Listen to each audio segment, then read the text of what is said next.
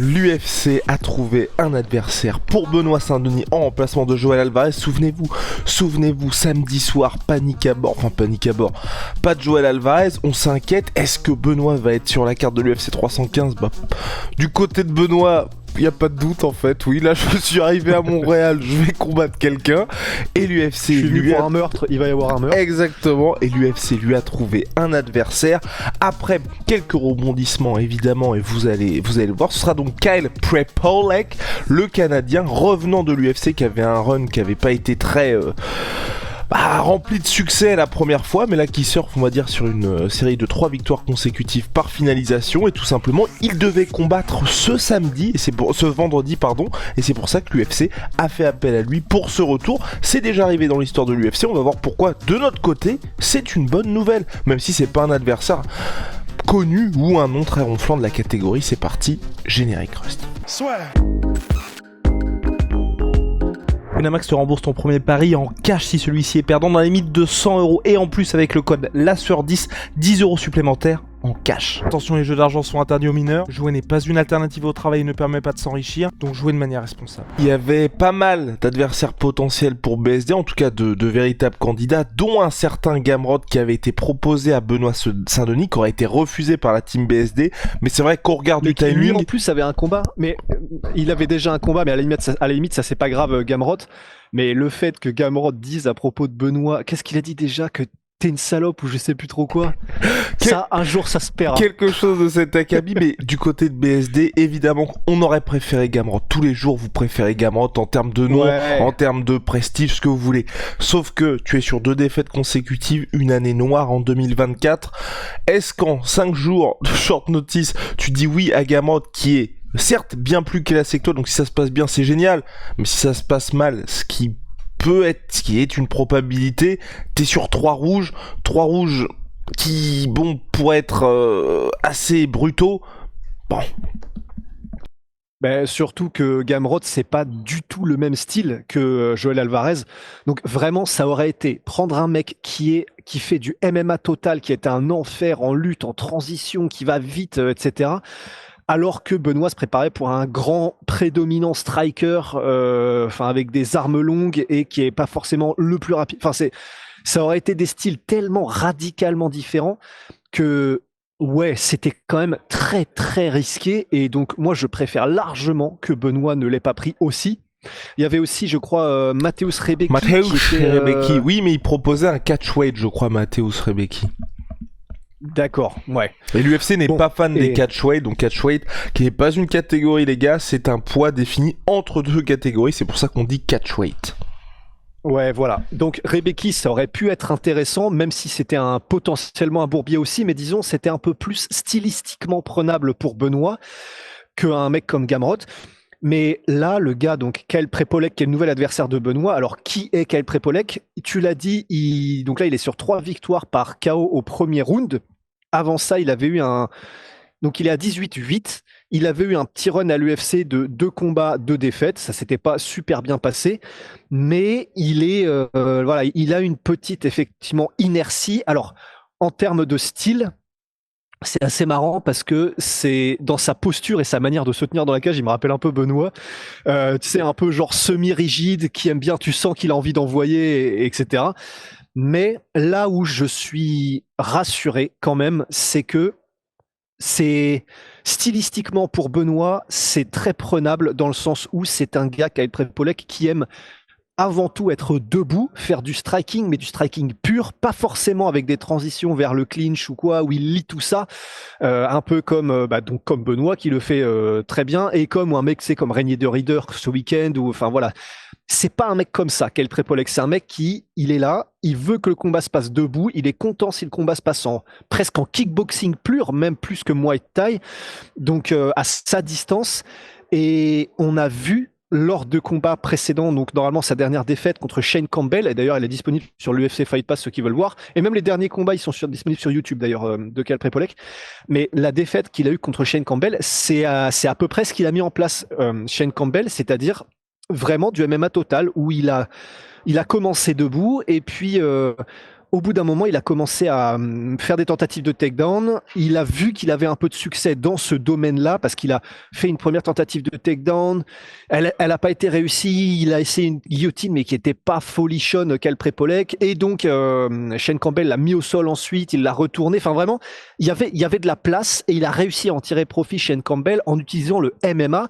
Même après, il a retenté sa chance dans le clinch. Il a mis des magnifiques sweeps de Muay Thai. C'était magnifique, vraiment, dans la plus pure tradition.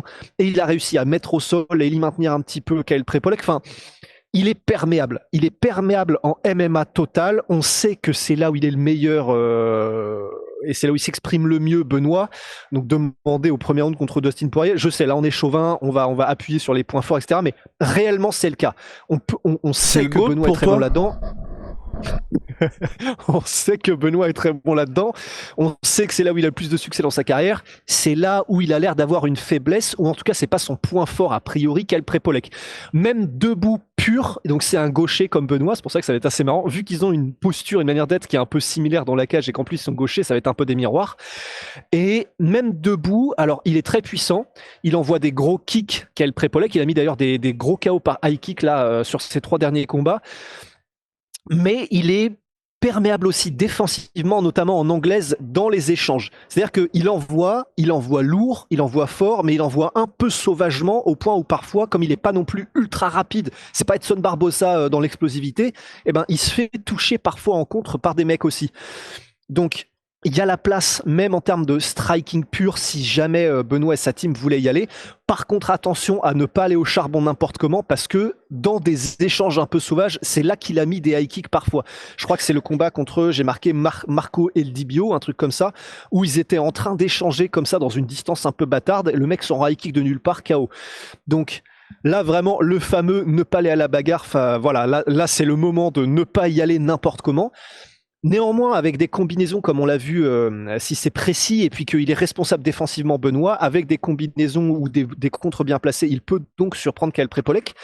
Donc voilà, en fait, c'est ça qui est bien, c'est que déjà en termes de matchmaking, je suis content parce que il y a quand même là maintenant beaucoup plus de probabilité que ça se passe très bien, très vite, très fort, très brutalement pour Benoît, et donc qu'il reprenne un peu et se remette en confiance. Et je suis vraiment content qu'il ait pris un gars comme ça plutôt que un Gamrot, plutôt que un Rebecki. Ça aurait été un peu plus prenable, mais quand même c'était dangereux. Ou Joel Varez, bon là c'était le mieux parce que c'était le combat prévu d'avance, mais à choisir dans cette espèce de panique à bord, franchement, c'est un bon combat et je suis content qu'ils prennent celui-là personnellement. Et oui, en termes de raison, évidemment, c'est une meilleure chose. Là, on peut s'attendre aussi à un combat spectaculaire entre les deux hommes. Une victoire de Benoît Saint-Denis.